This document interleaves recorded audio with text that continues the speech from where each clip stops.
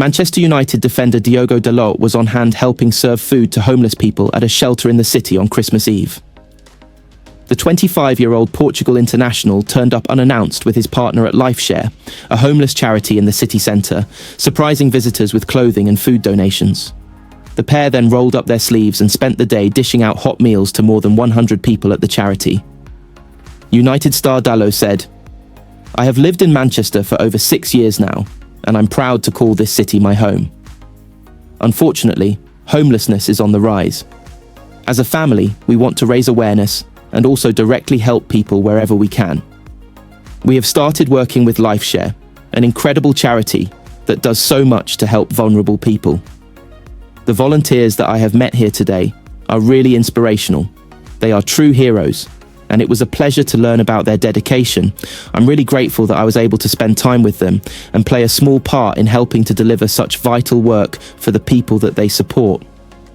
Jahan Hussein, trustee at LifeShare, said following a really difficult year, where LifeShare even faced closure during its 40th anniversary, support like this is literally life-saving. "Not long ago, we didn't know if our much-needed Christmas project would be able to go ahead, so to then get a visit from someone who is so high-profile like this is amazing. Diogo and his wife were brilliant and got stuck in. It was a real mood lifter for all. We rely on donations and the goodwill of the people of Manchester, so are truly grateful for all the support that's enabled this week to take place." LifeShare is hosting its annual Christmas project, a week-long event which sees the charity open its doors from 7 a.m. to 7 p.m. as of Monday to Friday to anyone in need of shelter, food and companionship, no questions asked. As well as food, the guests are offered hot showers and clean, dry changes of clothes and shoes. LifeShare also coordinates other services such as barbers, vets and opticians to attend to provide those in need with haircuts, shaves, pet care and eye health care during its Christmas project. Dalot will be back in action for the Red Devils on Boxing Day, when they head to Molineux to face Wolves. Ruben Amorim's side head to the West Midlands on the back of a miserable 3-0 defeat to Bournemouth on Sunday, which ensured they spend Christmas Day in their lowest league position since the Premier League began. Ruben Amorim is set to deny Marcus Rashford the chance to redeem himself at Manchester United. Rashford hit the headlines with an explosive interview in which he made it clear he feels ready to leave Old Trafford. The attacker has been left out of the squad entirely for all of United's games since his comments were published and is expected to miss out again when they travel to Wolves on Boxing Day. It has been a difficult 2 years for the 27-year-old who has struggled to live up to his lucrative contract. It is far from the first time Rashford has found himself in hot water with his manager. The Englishman has been at the centre of several incidents in several years. Curiously though, in 2 particular cases, United have played Wolves away from home shortly afterwards, with Rashford scoring on both occasions. The first incident came in 2022, when Rashford was left on the bench for the trip to Molineux as punishment for turning up late to a meeting. It was a surprise decision, though he came off the bench to score his side's winner. "I was a little bit late for a meeting. I slept in, overslept. It can happen. It's the team rules, and it's a mistake that can happen. Obviously, I'm disappointed not to play from the start, but I understand the decision," he told BT Sport afterwards. "I'm happy we managed to win the game anyway. I think we can draw a line under it and move on. It's a difficult place for us to come to play our football and to win games. And we didn't necessarily play our best football, but we got 3 points." The next incident came in February, when Rashford was surprisingly included in the starting lineup for the clash with Wolves. The week before, the attacker had been caught going on a bender in Belfast, despite while absent from training due to an illness. He was still selected to start, and scored the opening goal as United claimed a win in the Midlands. But he is unlikely to be offered a third chance at redemption, with Amorim expected to stick with his plan of leaving Rashford in the cold. On Monday, Amorim hit out at those who had advised Rashford to conduct his bombshell interview. He told Sky Sports, "It is a hard situation. I understand that these players have a lot of people around them. Making choices that are not the first idea from the player, I am always here to help Marcus as another player. I have to do what I have to do. They chose to do the interview, as it is not just Marcus. I understand that. As a coach, I focus on performance and the way you train. The rest, it is better for me and the club to deal with that when the time comes. At the moment, I focus on improving Marcus, and we need a talented guy like Marcus. I forget the interview now and see what I see on the pitch. When 𝐉𝐔𝐒𝐓 was hooked after 35 minutes of League Two clash between Forest Green Rovers and Crawley Town earlier this year, nobody would have predicted the journey he has gone on since. 𝐒𝐓 made the move to Forest Green Rovers on loan from Manchester United in January, where he was highly rated by former United boss Erik Ten Hag, but made just 4 appearances before it was cut short. The last of those appearances came in a 2-0 defeat to Crawley in February. Rovers boss Steve Cotterill brought 𝐒𝐓 on at half-time as he looked to revive his team's fortunes. But just 35 minutes later, 𝐒𝐓 faced the nightmare scenario of any professional, being a substitute that gets substituted. He returned to United, but the 20-year-old decided to make the move to Polish side Legia Warsaw in the summer as he looked for regular senior football to further his development. Born in Manchester to a Nigerian father and a Polish mother, he made the move to his mother's homeland as he looked to kickstart his career. For me, the move away is above all a huge chance to make a name for myself by playing for Legia, 𝐒𝐓 said. When I came here, I had a talk with the coach. He presented me with a detailed and extensive plan. Of course, I realized what a great club Legia is. I want to win the championship with the club and be part of this winning team. The young midfielder made an instant impression and quickly established himself as an important part of the Legia side. 𝐒𝐓's quality on the ball, his character in retaining possession, and his tactical awareness when to dribble or play simply are significant attributes, Legia manager Goncalo Feio said when praising 𝐒𝐓's impact in the Polish top flight. Bruno Fernandes even remarked he was stunned regarding United's decision to sell him, given 𝐒𝐓's showing during pre-season. His physical readiness, agility, and ability to use his body effectively are top-notch.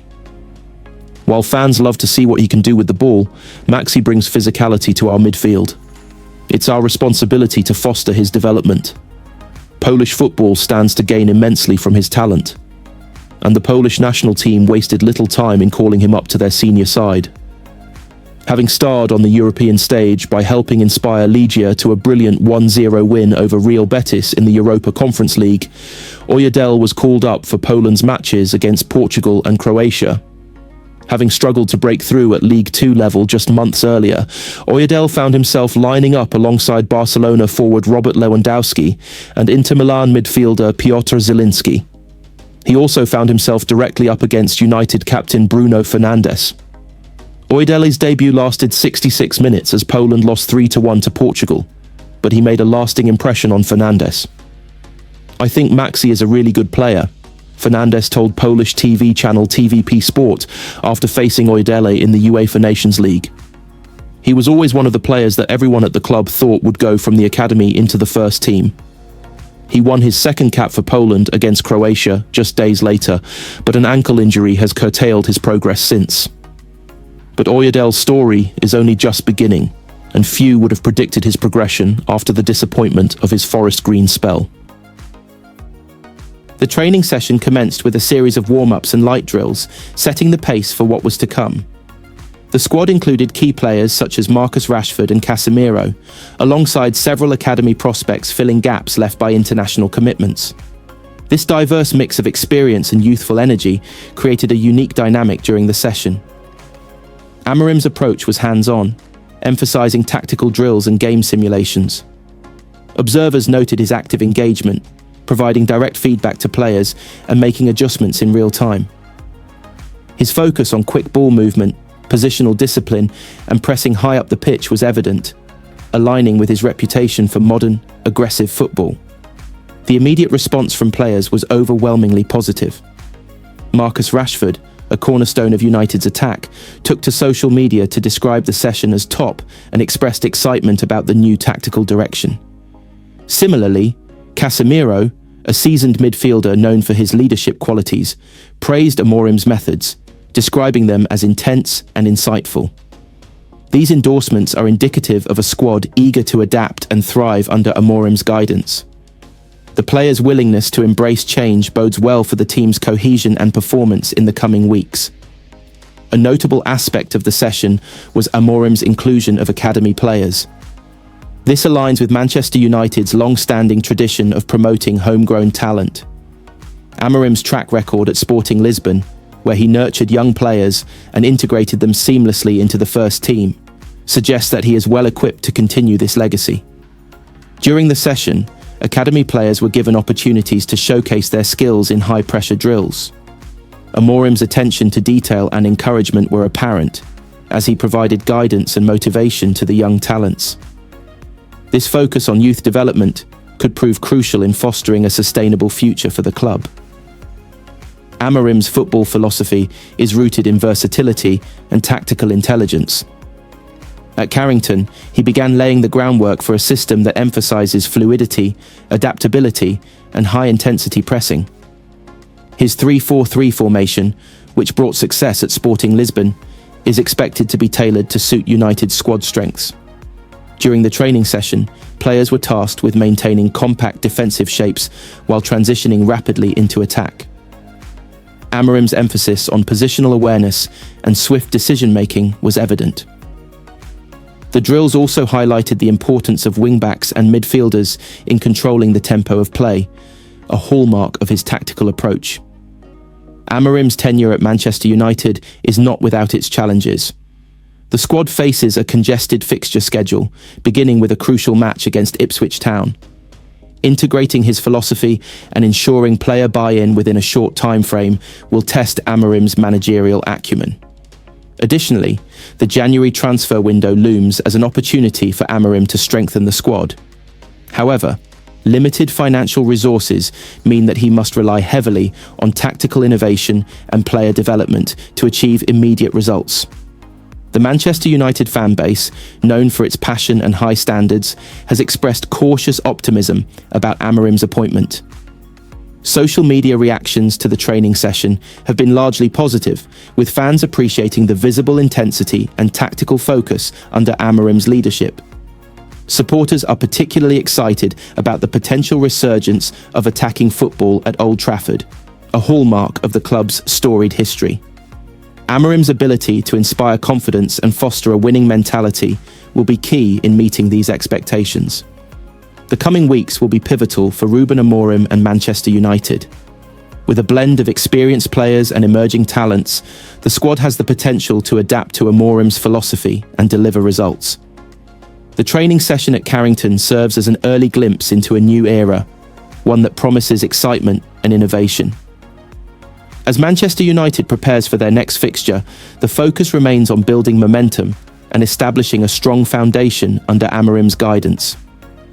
The journey ahead is fraught with challenges, but with the right mix of strategy, determination, and support, the future looks bright for the Red Devils.